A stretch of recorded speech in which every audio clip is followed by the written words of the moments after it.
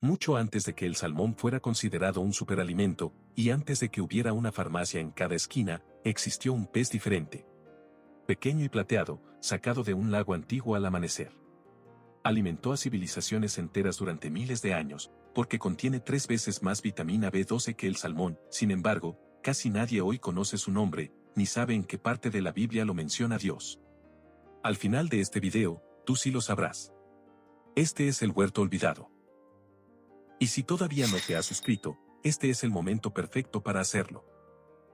Dale like también, así el algoritmo nos ayuda a seguir compartiendo estas verdades contigo. Pero no te voy a decir todavía qué pez es. Primero necesitas saber de dónde vino, necesitas entender el mundo que alimentó, y por qué desapareció de nuestra mesa. Quédate conmigo. Imagina el mar de Galilea justo antes del amanecer. El aire está fresco y el agua está perfectamente quieta. Una neblina flota baja sobre la superficie, como una tela blanca y delgada. En la orilla lejana, apenas puedes distinguir la forma de una barca de madera, meciéndose suavemente junto a un muelle de piedra. En 1986, cuando una sequía hizo bajar el nivel del agua, 2 hermanos encontraron una barca enterrada en el lodo, en la orilla noroeste del lago. Los expertos la fecharon con carbono, y descubrieron que era del siglo I a.C. Una embarcación de pesca real. De la época de Jesús, conservada en el fondo del lago durante 2000 años. Hoy puedes verla en el Kibutz Ginosar, en Israel. Este no era un lugar donde la gente pescaba por diversión. Pescar era sobrevivir. Cada red que se lanzaba antes del amanecer era la diferencia entre comer o pasar hambre. La gente que vivía junto a este lago dependía del agua para conseguir, sobre todo, una cosa: proteína. El gran pescador y estudioso de Galilea, Mendel Nan, pasó 50 años en estas orillas. En 1993, publicó sus descubrimientos en la revista Biblical Archaeology Review. Ahí describió 3 grupos principales de peces que alimentaban a la gente de esta región: un pez grande y plano, con una aleta en forma de peine, un grupo de peces parecidos a la carpa, con barbillas en las esquinas de la boca, y luego, el más pequeño de los 3, un diminuto pez plateado, que se pescaba por decenas de miles cada noche. Este pequeño pez no era nada elegante. No era raro. Era tan común que hasta un niño podía cargar 2 de ellos en una canasta, junto con 5 panes. Pero era la base de toda la economía de Galilea. Se salaba y se conservaba en escabeche, en vasijas de barro, se transportaba por toda la región, y lo comían todos los días familias comunes que solo querían mantenerse con vida. Y aquí hay algo en lo que la mayoría de la gente nunca piensa. El pueblo donde se procesaba y conservaba este pez era un lugar real. Un centro de comercio muy activo, en la orilla occidental del lago. Su nombre en griego era Tarikea. Significa el lugar donde se sala el pescado. Tú conoces este pueblo por otro nombre, Magdala, el pueblo natal de María Magdalena. El historiador Flavio Josefo registró que 230 barcas trabajaban solo desde este pueblo. Puede que tu abuela nunca haya vivido a la orilla del lago de Galilea, pero seguro tenía una lata de sardinas en la alacena. La comía entera. Con cabeza, con espinas, con todo. Ella no sabía la ciencia detrás de esto. Solo sabía que la mantenía fuerte. Comía igual que se comía hace 2000 años, sin haber leído nunca un solo versículo sobre eso. Pero el pescado que ella comía, y el pescado que alimentaba a la gente de Galilea, esconden algo extraordinario en sus huesos. Algo que tu doctor nunca te dijo, y que la industria de los suplementos espera que nunca descubras. Ese pescado es la sardina. La sardina del Kineret, del mar de Galilea, y su compañera más grande, la tilapia, un pez de agua dulce que la gente del lugar llama desde hace siglos el pez de Pedro. Estos son los peces del Nuevo Testamento. No son importados, no son exóticos, eran simplemente la comida diaria de todos los que vivían junto a ese lago. En el Evangelio de Mateo, capítulo 14, un niño lleva 5 panes y 2 pescaditos para alimentar a una multitud de 5000 personas. Los estudiosos de la organización Associates for Biblical Research, junto con el arqueólogo Mendel Nan, coinciden en algo: esos 2 pescaditos eran casi con seguridad sardinas, el alimento básico de Galilea. Lo suficientemente pequeñas para cargarlas, lo suficientemente comunes para pasar desapercibidas, y sin embargo, con el poder de alimentar a una multitud. En el capítulo 17 de Mateo, Jesús le dice a Pedro que vaya al mar y lance un anzuelo. El primer pez que atrapa era la tilapia. Una especie que carga objetos en la boca para proteger a sus crías. Un pez tan relacionado con Pedro, que hasta hoy lleva su nombre. Ahora bien, cuando la mayoría de la gente escucha la palabra sardina, se imagina una lata polvorienta en el fondo de la alacena. Y cuando escuchan tilapia, piensan en un filete congelado y sin sabor, envuelto en plástico en el supermercado. Esas reacciones se entienden. Pero también son la razón por la que la mayoría de la gente se está perdiendo uno de los alimentos más completos que Dios puso en el agua. Este pescado estaba en todas partes del mundo antiguo. Jesús lo multiplicó con sus propias manos. Se construyó toda una industria para conservarlo. Entonces, ¿por qué casi nadie lo come hoy? ¿Y por qué tu doctor te sigue diciendo que comas salmón en su lugar? Aquí es donde se pone interesante. Recuerda lo que dije al principio de este video. 3 veces más vitamina B12 que el salmón. Déjame explicarte por qué ese número importa tanto. La vitamina B12 es la que mantiene funcionando tu sistema nervioso. Es la que te da energía. Protege tu memoria. Ayuda a tu cuerpo a producir glóbulos rojos. Y después de los 50 años, tu cuerpo empieza a absorber menos de esta vitamina a través de los alimentos. Ahí es cuando empieza el cansancio, la mente nublada, el hormigueo en las manos y los pies. La mayoría de la gente le echa la culpa a la edad. Pero para muchos, simplemente es una deficiencia que nunca supieron que tenían. Una porción de sardinas, unos 100 gramos, o una latita pequeña, te da el 373% de lo que necesitas de B12 al día. Este dato viene de la base de datos del Departamento de Agricultura de Estados Unidos. La misma cantidad de salmón te da apenas el 117%. Los dos son buenos, pero la sardina te da más de 3 veces esa cantidad. Y eso apenas es el principio. Cuando comes sardina entera, con esos huesitos suaves y comestibles, estás consumiendo 382 miligramos de calcio en una sola porción. Un estudio publicado en la revista Frontiers in Nutrition en 2023 lo confirmó: 100 gramos de sardina te dan el mismo calcio que casi 2 vasos completos de leche.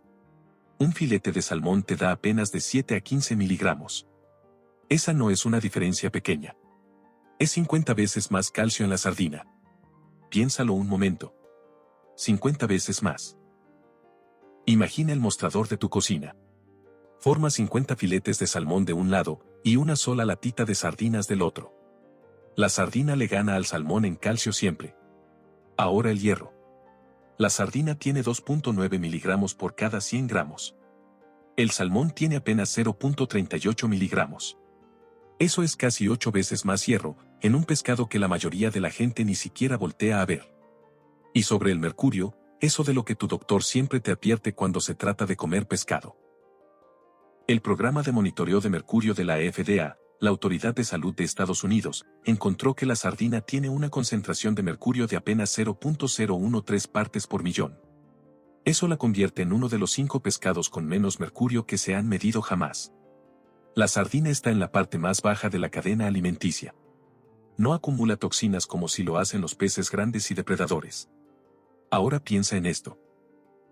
1 kilo de sardina fresca cuesta apenas una fracción de lo que cuesta 1 kilo de salmón fresco, casi la mitad o incluso menos, dependiendo de dónde vivas. Estás pagando mucho más por un pescado que te da una fracción del calcio, una fracción del hierro y una tercera parte de la B12. Eso no es nutrición. Eso es puro marketing. Tu abuela no cayó en ese cuento. Ella comía pescaditos enteros, tal como Dios los diseñó para comerse, y obtenía todo lo que su cuerpo necesitaba, sin gastar un peso extra. Pero la sardina es solo la mitad de esta historia. Porque el otro pescado, la tilapia que nadaba en el mar de Galilea, tiene algo que ninguna lata de sardina te puede ofrecer: se puede criar en tu propio patio.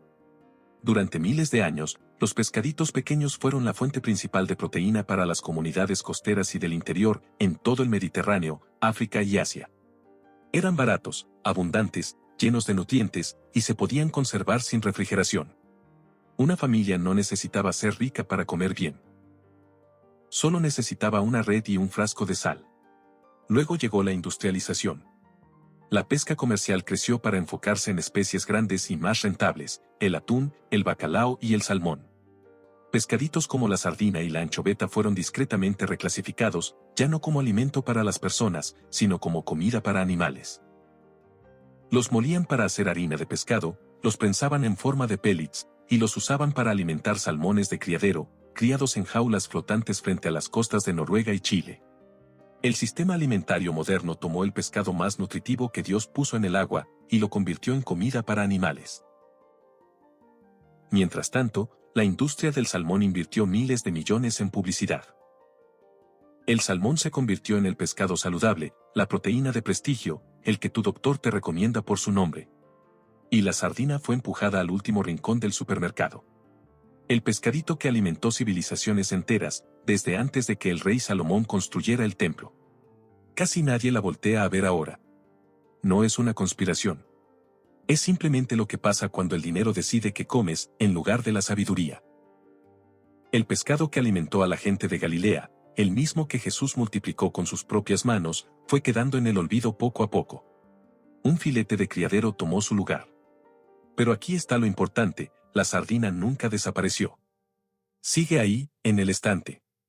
Sigue nadando frente a las costas de Portugal, Marruecos y Filipinas. Y la tilapia sigue viva. De hecho, puede que sea el pescado más fácil de criar en todo el mundo. Este conocimiento nunca se perdió. Solo se nos olvidó. Y hoy, tú lo vas a recuperar. Pero antes de mostrarte cómo, quiero que veas algo. Es temprano en la mañana, en la orilla del mar de Galilea. El cielo apenas empieza a aclarar. El agua está plana y gris. 7 hombres están en una barca, cansados, mojados y desanimados. Han estado pescando toda la noche y no han atrapado nada.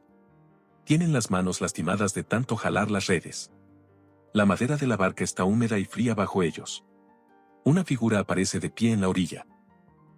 Al principio no lo reconocen. Él les grita desde la orilla y les dice que echen la red del lado derecho de la barca. Lo hacen. Y la red se llena de tantos pescados que no pueden sacarla del agua. Pedro se da cuenta de quién es. Se lanza al agua y nada hasta la orilla. Y ahí, en la playa, junto a una pequeña fogata de carbón, está Cristo resucitado, cocinando el desayuno. Pescado puesto sobre las brasas.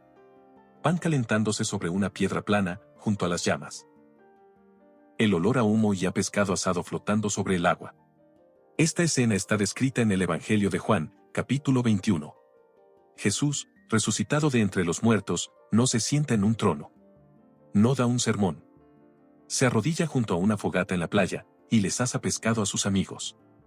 El pescado es tilapia, sacada del mismo lago donde Pedro había pescado toda su vida. El pan es el mismo pan plano hecho del mismo grano que había alimentado a esta región durante miles de años. Y cuando los miró y les dijo, vengan a desayunar, no les estaba ofreciendo un símbolo. Les estaba ofreciendo una comida real. Pescado de verdad. Pan de verdad. Fuego de verdad. Todos los nutrientes que sus cuerpos agotados y adoloridos necesitaban para seguir adelante. Así era él. Alimentaba a la gente. Y la comida que eligió fue lo más simple, más antiguo y más nutritivo que el lago le podía ofrecer. Ahora, déjame darte algo que en verdad te puedas llevar a tu casa. Hay 3 formas de traer este pescado bíblico de vuelta a tu mesa. La primera la puedes hacer hoy mismo. La segunda necesita un poco más de espacio. Y la tercera conecta todo con la tierra. Empieza con la sardina. No necesitas una barca. No necesitas un lago. Solo necesitas un abrelatas. Busca sardinas salvajes, empacadas en agua o en aceite de oliva. Busca que en la etiqueta diga con espinas o con hueso. Ahí es donde está el calcio. La lista de ingredientes debe ser corta. Sardina, agua o aceite de oliva, y sal. Si tiene más de 4 ingredientes, mejor déjala en el estante. Evita las sardinas empacadas en aceite de soya o aceite vegetal. Esos aceites tienen mucho omega 6, que trabaja en contra del omega 3 que estás buscando. Cómela sobre pan integral tostado, con un poco de limón. Mézclalas en una ensalada con aceite de oliva y hierbas frescas. Ponlas sobre pan plano, tal como se comían en Galilea. Pescado, pan y aceite. Una lata cuesta menos que un café. Y te da una porción completa de proteína, omega 3, vitamina B12, calcio y hierro. La gente ha comido esto durante 3000 años sin necesitar una receta. Tú tampoco la necesitas. Ahora, para los que ya están listos para el siguiente paso, pueden criar tilapia en su propio patio. Y es más sencillo de lo que piensas. Necesitas un tanque. Puede ser un tanque para ganado de 400 litros, un contenedor tipo ABC, o hasta una alberca inflable grande y resistente para niños. Llénalo con agua sin cloro. Agrega una bomba de aire sencilla y una piedra difusora para oxigenar el agua. Después, agrega tus peces. La tilapia azul del Nilo es la variedad más resistente y más común para criar en casa. Puedes pedir alevines, los peces bebés, con proveedores de acuacultura, por unos 20 a 60 pesos cada uno. Empieza con 10 a 20 peces en un tanque de 400 litros. Eso le da a cada pez unos 20 litros de espacio, que es lo que necesitan. La tilapia es un pez tropical. El agua debe mantenerse arriba de los 13 grados centígrados. Si vives en México, Centroamérica, el Caribe o cualquier zona cálida, tus peces crecerán bien afuera todo el año. Es muy probable que tu abuela ya haya criado tilapias así. Si vives en un clima más frío, un garaje, un sótano o un pequeño invernadero mantendrán el agua lo suficientemente caliente. Aliméntalos con pellets comerciales para empezar. Pero aquí está la parte que conecta todo. La tilapia es omnívora. Comen lenteja de agua, que puedes cultivar gratis en una cubeta aparte. Comen hojas de moringa, sobras de cocina, lechuga, hasta algas. Puedes alimentarlos con lo que sale de tu huerto, y regar tu huerto con el agua de su tanque, porque esa agua está llena de nitrógeno y fósforo, los mismos nutrientes que tus plantas necesitan para crecer. Dios diseñó un ciclo cerrado. El pez alimenta al huerto. El huerto alimenta al pez. En 6 a 9 meses, esos alevines alcanzarán entre medio kilo y 700 gramos. Tamaño ideal para cosechar. Y aquí está la parte que se te va a quedar grabada. Una sola pareja de tilapias reproductoras puede producir cientos de crías al año. Empiezas con 10 peces, y para el próximo año, podrías tener 100. La tilapia se multiplica en tu patio, sin necesidad de un milagro. Y luego está la tercera pieza. Cultiva las hierbas que acompañan al pescado. En el mundo antiguo, el pescado nunca se servía solo. Siempre se preparaba con hierbas. El eneldo, que algunas traducciones de la Biblia mencionan en el capítulo 23 de Mateo. El comino, que el profeta Isaías describe en el capítulo 28. El hisopo, mencionado a lo largo de toda la Biblia, desde Éxodo hasta el capítulo 19 de Juan. Siembra semillas de eneldo a 1 centímetro de profundidad, en una maceta de 25 centímetros. Dale 6 horas de sol y riégala cada 2 o 3 días. Verás los primeros brotes en 10 a 14 días. Tu primera cosecha llega en 6 a 8 semanas. El eneldo se resiembra solo, así que lo plantas una vez, y sigue regresando por su cuenta. El hisopo es una planta perenne. Crece en climas templados y cálidos. Es resistente a la sequía una vez que ya está establecida. Perfecta para una maceta en el porche o en un balcón. El Señor Dios tomó al hombre y lo puso en el jardín del Edén, para que lo trabajara y lo cuidara. Así lo dice el libro de Génesis, capítulo 2. Dios no solo sembró un jardín, Él llenó las aguas, Él sembró las hierbas. Y nos dio las manos para cuidarlas.